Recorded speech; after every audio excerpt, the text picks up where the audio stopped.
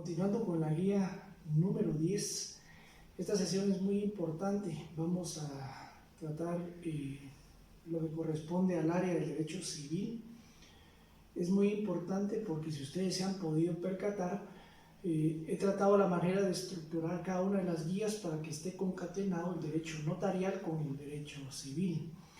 Lo que aquí se manda, prácticamente el mensaje principal, es que se estudie la parte sustantiva en lo que es el derecho civil, es decir, estamos estudiando todos los requisitos, los elementos, la base legal de lo que es el contrato de compra-venta, por ejemplo. Y en el derecho notarial pues se manda a practicar la escritura de compra-venta. Ese es el mensaje sencillo. Lógicamente aparecen muchas escrituras porque la práctica exige todo ese conglomerado de escrituras que tenemos, tanto típicas en cuanto a contratos típicos y atípicos que tiene tanto nuestra legislación como el quehacer notarial también. Les hablo un poquito de notariado porque en esta guía nosotros hacemos una concatenación de lo que es derecho notarial y derecho civil. Pero les voy a hablar específicamente ahorita de lo que es el derecho civil. Si ustedes se pueden percatar, ahorita hablamos de lo que es la parte sustantiva, de lo que es los contratos, la parte introductoria ya de los contratos en general. Bien, pero antes de esto pues tenemos algunas cuestiones del derecho de obligaciones que pues van terminando. Es muy necesario analizar lo que es la resolución de los contratos, así como la acción pauliana o la acción revocatoria, pues que tanto se ha mencionado, ya sea aquí en derecho de obligaciones, lo hemos mencionado también en lo que es derecho mercantil cuando hablamos de la acción pauliana. Iniciamos con el tema de las cláusulas sujetas a condición. Los ubico en el artículo 1269 del Código Civil, donde establece la adquisición de derechos, lo que es la pérdida de derechos, la resolución y todo lo que no sea contrario a la ley natural. Todo esto está sujeto a condición. Podemos poner condiciones que estén expresamente establecidas en la ley y que no contravengan la misma, así como las cuestiones relativas a la moral. Tenemos la importancia del plazo en los negocios jurídicos. Recuerden ustedes que el plazo es un elemento fundamental para establecer el cumplimiento de un contrato. De aquí incluso se deriva la famosa excepción de falta de cumplimiento del plazo o de la condición a que esté sujeto el derecho que se hace valer. Si ustedes bien recuerdan que la ubicamos en el artículo 116 del Código Procesal Civil y Mercantil. Es el origen de eso, o sea, el plazo deviene su importancia en cuanto al cumplimiento de los contratos. Bien, lo que es la resolución se define como aquel aniquilamiento contractual por sobrevenir causas ajenas o dolosas, incluso culposas en algún dado caso, en el cumplimiento de un contrato. Se aniquila porque prácticamente se resuelve, como se dice en el término civil, se resuelve. Un ejemplo de una cláusula resolutoria es, por ejemplo, en caso de que un contrato de arrendamiento, en caso de que no se cumpla con el pago de 2 cuotas seguidas del arrendamiento, pues se da por terminado el contrato. Esa es una cláusula resolutoria, es decir, le pone fin a un contrato de manera automática.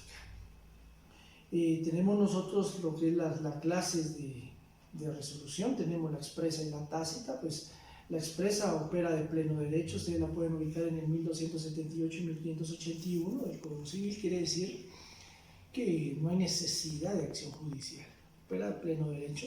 Mientras que la tácita, pues prácticamente nosotros tenemos alguna cuestión ahí que se presume por la ley, ya sea por incumplimiento, si requiere algún seguimiento judicial, es decir, alguna demanda.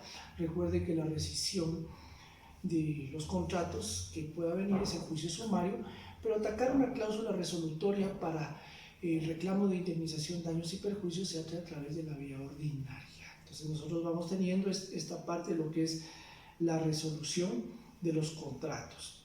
Tenemos por otra parte lo que es la revocación de los contratos o la acción pauliana. Nosotros la encontramos, lo que es la acción pauliana o la acción revocatoria. Esta opera en fraude de los acreedores. Cuando nosotros pues tenemos alguna situación relativa a pues algo que yo pongo siempre ejemplo de esto en el caso del mutuo, cuando se venden las garantías o se hacen traslados, ahí se está perjudicando a un acreedor que ya no va a poder hacer el reclamo o va a poder ejecutarlo.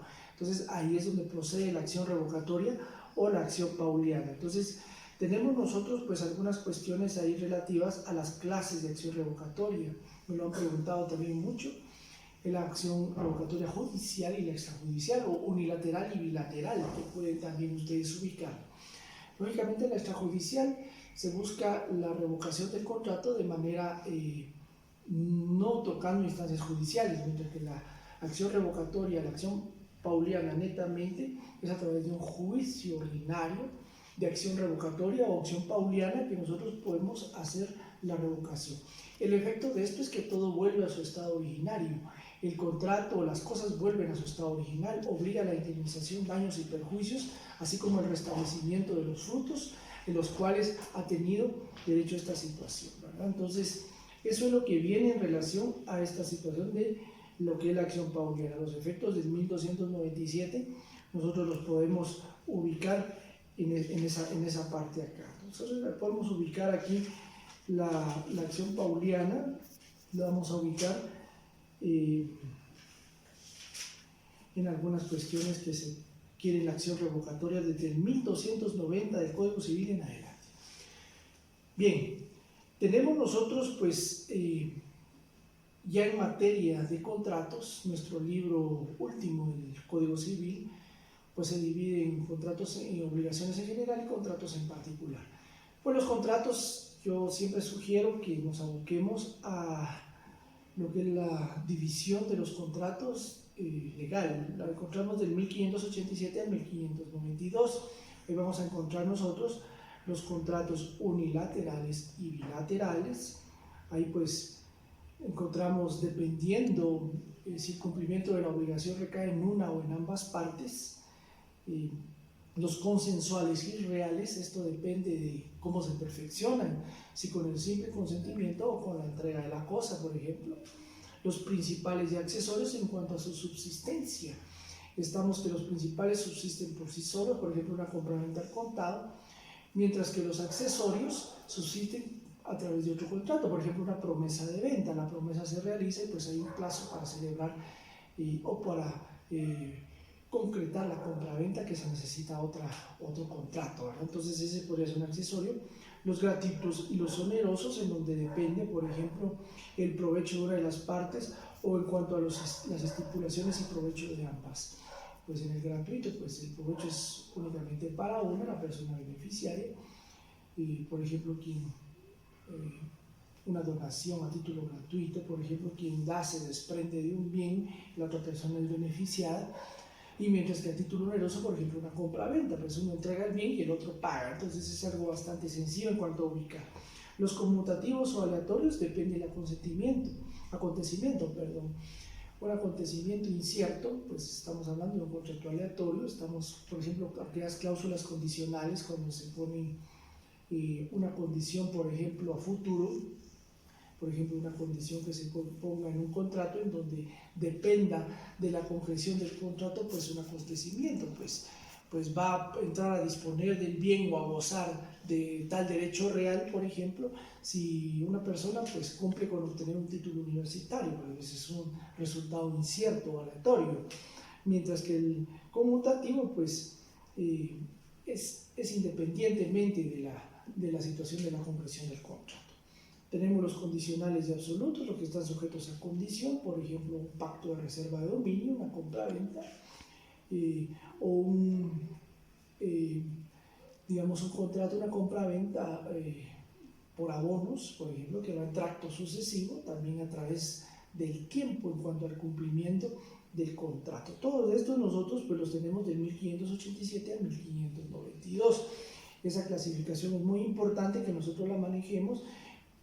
Pongamos ejemplos de cada uno, tal y como yo se los oriento en esta sesión.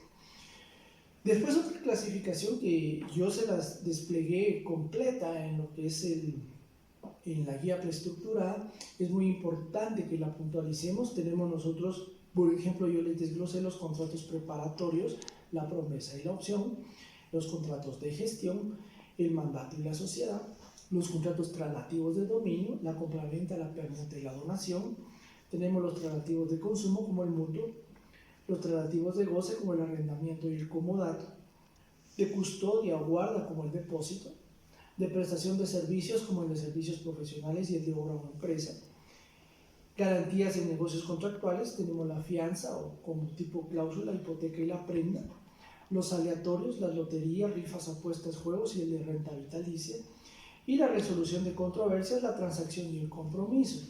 ¿Qué es lo que vamos a hacer acá? Acá lo que se manda en la guía preestructurada es que simplemente hagamos una definición, extraigamos los elementos principales, los caracteres, el fundamento legal y alguna cuestión accesoria que ustedes pues tengan en relación al contrato. No hay ninguna complicación para que ustedes realicen este ejercicio con cada uno de los contratos. Recuerden, estamos en la primera parte, es la parte sustantiva la que estamos desplegando. Únicamente necesitamos ubicación. Por ejemplo, contratos preparatorios, la promesa y la opción. ¿Cómo definiríamos la promesa? Pues la promesa la podemos definir como un contrato civil típico, un contrato de gestión, es un contrato preparatorio a través del cual una persona promete cierto acontecimiento o la obligación de celebrar un contrato futuro en determinado tiempo, por ejemplo, la compra-venta o la promesa de venta, por ejemplo. En cuanto a la opción, pues es un contrato preparatorio, les reitero la definición, podríamos hacerlo como un contrato civil típico, preparatorio, a través del cual, de manera independiente, como parte accesoria de un contrato, se contiene ciertas condiciones para realizar un convenio. La opción puede estar un contrato independiente o puede ser una cláusula. Yo les pongo el arrendamiento con opción de compra. Una persona celebra un contrato de arrendamiento de un bien inmueble con otra y le deja la opción de compra. La persona, por ejemplo, tiene la opción de comprar el bien inmueble si después de 3 años de arrendamiento pues cuenta con el peculio, con la situación financiera estable, pues se deja abierta la opción de compra. Es algo muy sencillo, nosotros lo encontramos del 1674 al 1681, ustedes pueden ubicar y desglosar de su mismo código las definiciones. Siempre no olviden el nombre, la parte medular y la parte final de su definición. El nombre, por ejemplo, es un contrato preparatorio a través del cual una persona promete cierta prestación a futuro para hacer o realizar un acontecimiento. Por ejemplo, la promesa de venta, una situación, por ejemplo, así. Dentro de los contratos de gestión, pues tenemos el mandato y la sociedad. Son contratos que nosotros podemos ubicar desde el artículo 1702 en adelante. En 1728 tenemos el de la sociedad. Definámoslo, por ejemplo, es un contrato civil típico, el contrato de gestión, por el cual una parte se obliga a realizar en nombre de otra determinada gestión que se le encomiende a cambio de un precio. Este podría ser el contrato de mandato. Una de sus características es pues, que tiene que celebrarse en escritura. Tiene excepciones, por ejemplo, algunas cuestiones que tenga ahí relacionado a asuntos cuyo valor no exceda de 1000 quetzales, por ejemplo, o por ejemplo cuando la representación sea a través de cartas poderes, pero media vez no se trate de enajenación o gravamen de bienes inmuebles. Eso lo establece el artículo 1687, algunas excepciones. Ahí está su clasificación, el mandato es general o especial. Hacemos una clasificación mucho más detallada en el área de notariado, donde se exige el tema de las escrituras. Hay cómnice y representación, hay mandatos judiciales, hay con cláusula especial, generales con cláusula especial. Entonces tenemos un desglose de lo que son los mandatos. ¿Cuál es la diferencia con la carta poder? Pues que la carta poder una vez tiene, tal y como lo establece en 1687, representación para asistencias juntas y algunos actos que la ley permita, más que todo cuestiones netamente administrativas. En cambio el mandato pues tiene más formalidades y pues gestiones de mucho más peso, como por ejemplo comprar y vender, por ejemplo representaciones en juicios, o sea, son cuestiones que tienen mucho más peso en relación a esta situación en cuanto a lo que es la representación, el actuar en nombre de otro, ¿verdad? Entonces tenemos algunas cuestiones ahí, por ejemplo es personal, hay algunas excepciones en los que por ejemplo tiene la excepción al título personal o al personal, que es el 1700 y el 1707. Por ejemplo, en el 1702 establece que el mandato en que se le confiere al apoderado la facultad de otorgar poderes o sustituir al que se le otorga no autoriza para dar facultades no comprendidas en el mandatario ni más amplias en las que fueron transferidas. En el 1707 dice el apoderado debe desempeñar personalmente el mandato y solo lo puede sustituir si estuviere facultado expresamente para hacerlo. Es una característica de que el mandato es personal, es solemne, porque puede realizarse en escritura. Hay alguna excepción ahí por el 1687, si ustedes ven ahí lo que les decía en cuanto a cuándo es necesaria la escritura y cuándo no. Entonces, tenemos algunas cuestiones en cuanto a sus sujetos, el mandante, el mandatario, en cuanto al el elemento real, que es el precio, el honorario que se cobra, así también el elemento formal que puede o no ser en escritura, dependiendo del caso, con excepción del 1687. Es un mandato, son cuestiones de cómo se pueden ir discutiendo de una manera sencilla cada uno de los contratos. Aparece la sociedad como aquel contrato a través del cual dos o más personas se unen con un fin lucrativo que a través de un contrato pues buscan una actividad que genere ganancias. Esta definición que establece el 1728, como los artículos subsiguientes, recuerden que este código fue emitido en 1964, todavía no existía el Código del Comercio de 1970, por eso es que cuando nosotros analizamos toda esta situación y vemos cuestiones pues, de una o de otra manera, pues tenemos en relación a la sociedad, pareciera ser un índole mercantil. Pero no es esto, sino lo que da esta circunstancia prácticamente es que posteriormente, en el 1970, fueron reguladas ya las sociedades mercantiles. Ahí en cuanto a la transformación y a la obligatoriedad que hubo posteriormente, pues ese ya es tema del derecho mercantil. Tenemos la compraventa como algunas cuestiones que tenemos como un contrato traslativo de dominio, el comprador y el vendedor, a través del cual una parte entrega a otra una cosa a cambio de un precio. En 1790 en adelante podemos encontrar la definición: elementos personales, comprador y vendedor, real es el precio y formal es la escritura. Hacemos un desglose de lo que es las clases de compraventa. Augusto aprueba, 1799. En el 1800, compraventa sobre muestras. Encontramos expresando especie y calidad en el 1801, de cosas en tránsito en el 1802, para entregar en lugar determinado en 1803, al contado en el 1834, por abonos en el 1834, compacto de la reserva de dominio 1834, sobre cosas futuras 1805, 1806 y 1806 de derechos litigiosos y de derechos hereditarios. Lo hago por la pregunta que me han hecho más de media docena de ustedes en cuanto me dicen dónde encontrar bibliografía al respecto en esto. Nuestra ley pues nos da ahí prácticamente la ubicación de las clases de compraventa que tenemos. También pues prácticamente tenemos la compraventa a medida en el 1820, esto también se le llama en la doctrina ad mensuram, en donde establece la compraventa a medida o a simple vista, que es la que comúnmente hacemos: vemos un objeto, lo compramos y lo obtenemos. Tenemos la natural real o nominal, que se hacía o se hace a través del trueque, un bien por otro.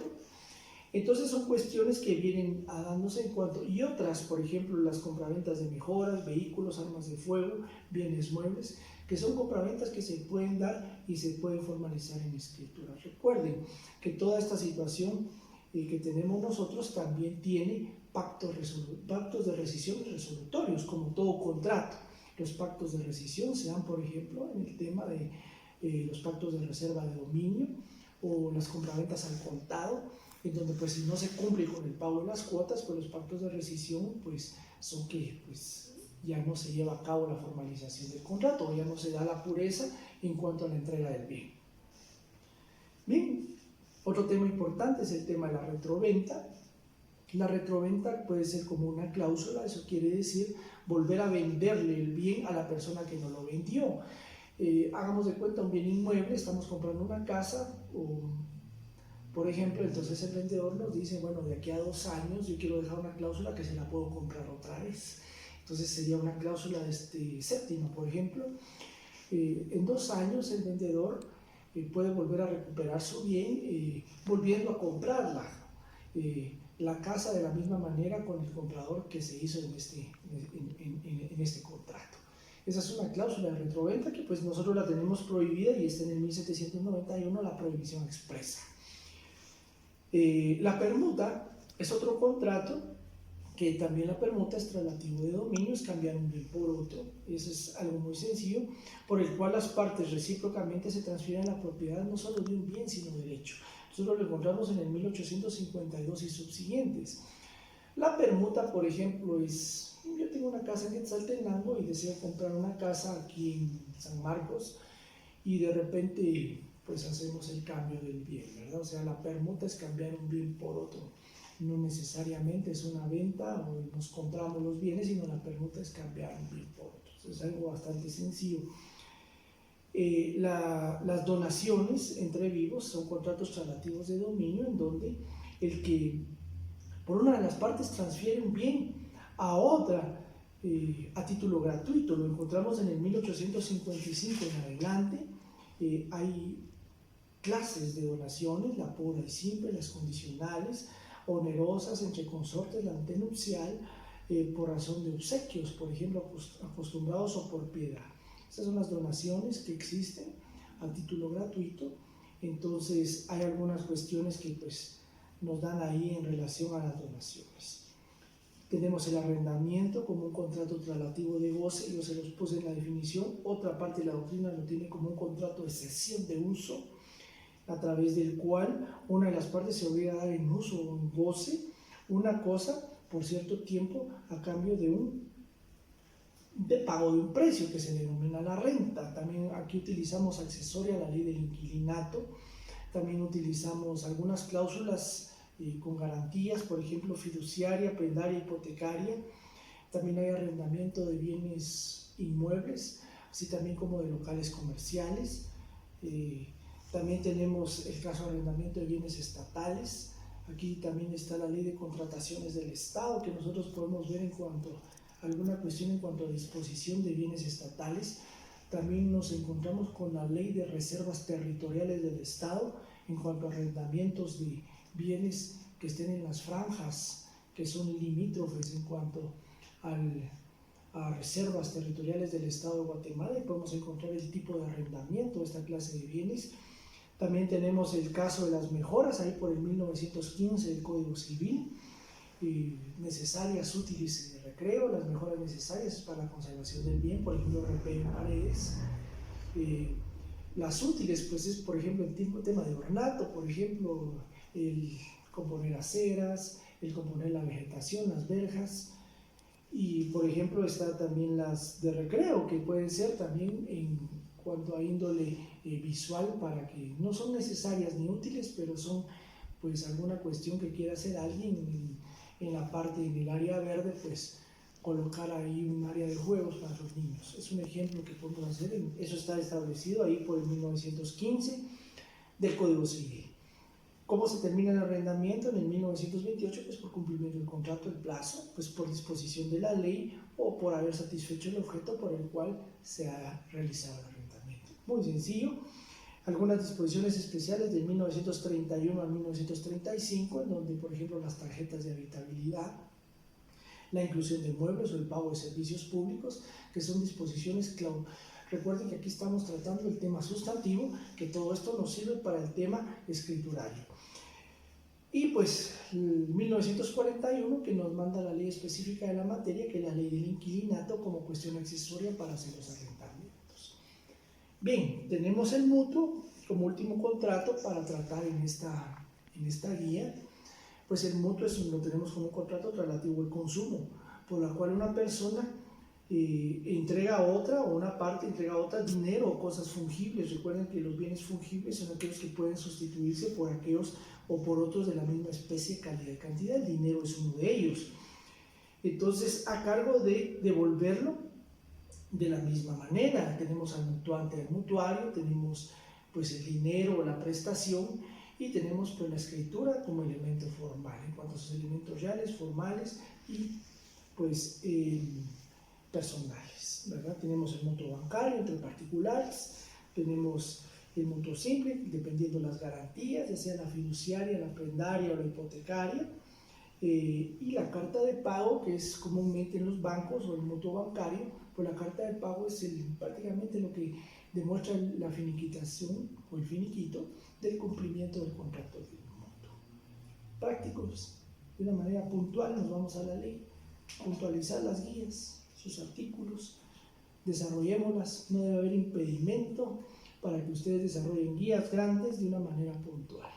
Hagámoslo de una forma sencilla. Recuerden que andamos en temas de ubicación, no necesariamente necesitamos desglosar 2 tomos de libros de los contratos para nosotros obtener nuestras definiciones, nuestros elementos y nuestros requisitos necesarios. Los lineamientos son los que estamos puntualizando en esta guía número 10, en esta sesión 10, para que seamos más prácticos en cuanto al desenvolvimiento de las guías que cada vez son más saturadas. Les agradezco mucho su atención.